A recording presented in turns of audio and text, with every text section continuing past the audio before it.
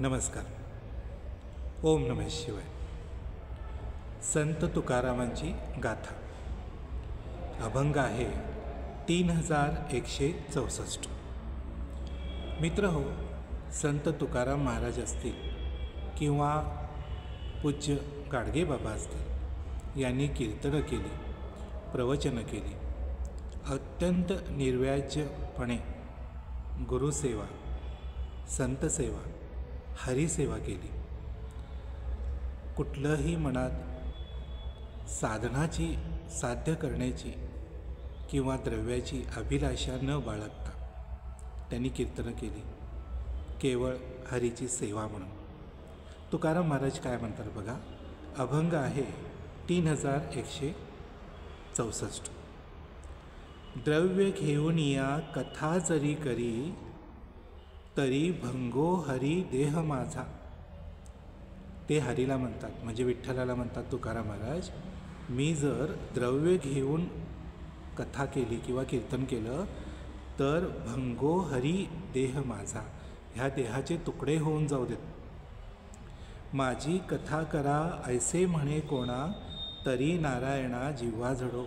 किंवा मी जे आहे माझी कथा तू 4 ठिकाणी सांगत जा, किंवा मी जे सांगतो त्याचा उच्चार करून तू तिकडे काहीतरी कर, किंवा माझी वाहवा कर, माझी स्तुती कर, असं जर मी म्हटलं तर नारायणा जिव्हा झडो माझी. साह्य तू झालासी काय उणे तुपे. अरे तुझं साह्य मला मिळाल्यानंतर मला कशाचंच उणं नाही आहे, मला पैसे मागण्याची गरज नाही आहे. साह्य तू झालासी काय उणे तुपे, आणिक भूतापे काय मागो. मी कशाला लोकांकडे काय मागो.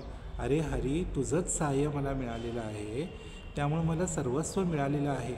तुझं सहाय्य हेच माझं खरं वैभव आहे.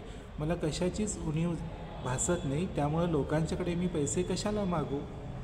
तुका म्हणे सर्व सिद्धी तुझे पायी, तू माझा गोसावी पांडुरंगा. तुका म्हणे सर्व सिद्धी तुझे पायी, तू माझा गोसावी पांडुरंगा. अरे पांडुरंगा, तुझी सेवा करणं हेच माझं ध्येय आहे, आणि तुझी कृपा हेच माझं वैभव आहे.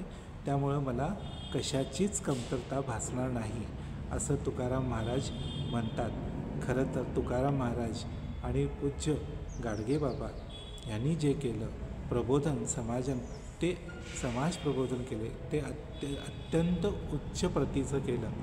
त्यांचं थोडं जरी आपण अनुकरण केलं तरी आपल्या या जन्माचं सार्थक होऊ शकतं. जय ओम नमः शिवाय. रामकृष्ण हरी.